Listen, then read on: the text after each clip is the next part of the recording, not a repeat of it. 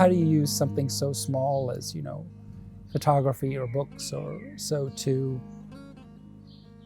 contribute to a conversation? You have to be, when you're in such places, you have to be really aware of how small our role is,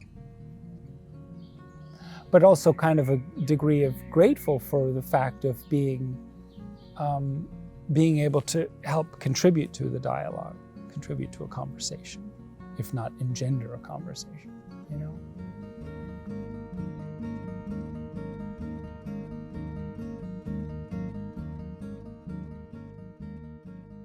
My name is Fazal Sheikh, and I'm born and raised in New York City, but have had the pleasure of being here in Göttingen to work with Gerhard over many occasions since the mid-90s, actually, was the first book that we made together. I think we've made about 15 since that time together.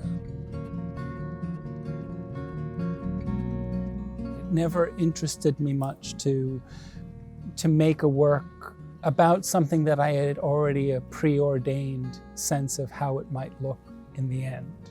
It was always much more interesting to me to approach something from this sort of vulnerable perspective of not knowing.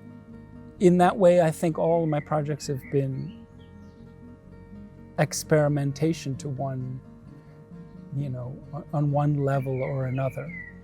Some of them had to do with, heritage and past. Others had to do with political, social issues.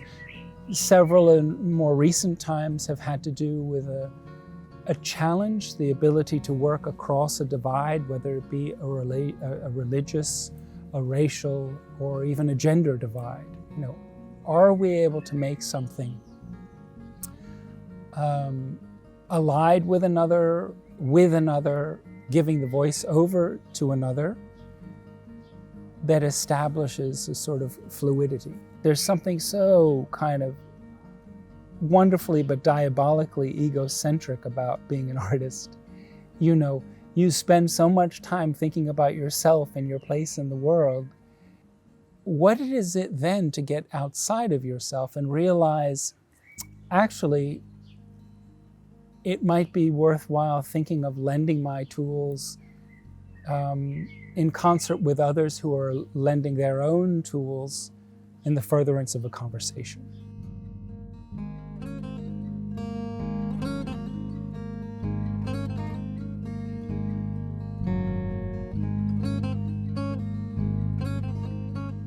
I have for many years admired the writer Terry Tempest Williams, and we're working on a piece together with the Native American communities in the American Southwest from a group called Utah Dine Bikea. So we were meant in March of last year to go to one of the larger oil fields in the American Southwest, which is in close proximity to some of the local communities. And when our trip was forestalled, I was in Europe, and Terry was at home in Utah. And we continued our correspondence rather feverishly. And at one point she asked me, is there a way that we could continue the project, albeit across this great distance? And from my perspective, the early days of the pandemic, it was important that it was a time to be much more introspective and maybe thoughtful about the way in which we've been leading our lives, the way in which we would like to think our futures forward. But then at some moment I thought, while I was in the studio working, I thought, the meditative aspect of working with one's own images or immersing oneself in the process of making can kind of transport you beyond your own sense of anxiety or timidity, or in particular in this last year, a kind of isolation, right? So on thinking of her invitation to somehow continue our project, I thought, why don't I spend 30 days, a cycle of the moon, 1 month, every day getting up and looking through my archive and distilling down a single image to represent each day. At the end of that period, I had this batch of images, and I thought, as just a gesture to Terry in a kind of thanks for our time working together, I sent her, sort of by surprise, this parcel with these 30 images. And it happened that they were 30 images that represented my 30 years of having worked as an artist. From the early days, when in fact her writing had been very influential for me.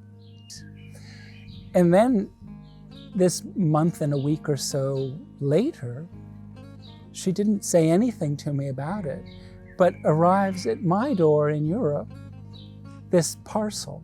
She had taken each day, she took it upon herself to confront, to consider, to remain open to each of these images. If one feels very protective of their pictures, and particularly the people in those pictures, it is a real vote of confidence to completely empower another person to take those pictures and respond to them in their own right as the formal thing which sits before them. And there was so much laced within those letters that not only taught me about something different about my own pictures, a new way of seeing, a new way of interpreting, a new way of embracing, but also they were so much interrogating what was happening in our country during a very volatile set of months. It was, there are passages that are, yes, about the isolation and separation of the pandemic and what it had been doing to our friends, for instance, with whom we've been working in the Navajo Nation. There were reflections about what was happening with this administration that had been somehow completely running amok. But there were also readings of incredible sort of fragility and insight into the lives of people who were being presented to her for the first time.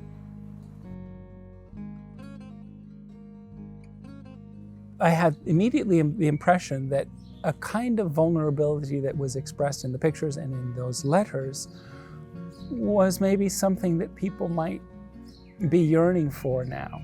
Some sense of solidarity, some sense of the fact of isolation not being a singular experience, but one in which, all of us were moving through a very trying time. And yet also trying to determine a way to speak to substantive political issues of our day. It seems to me, that's what we're supposed to be doing as artists, is we're supposed to be interrogating contemporary issues that are pressing. Otherwise, why are we doing this?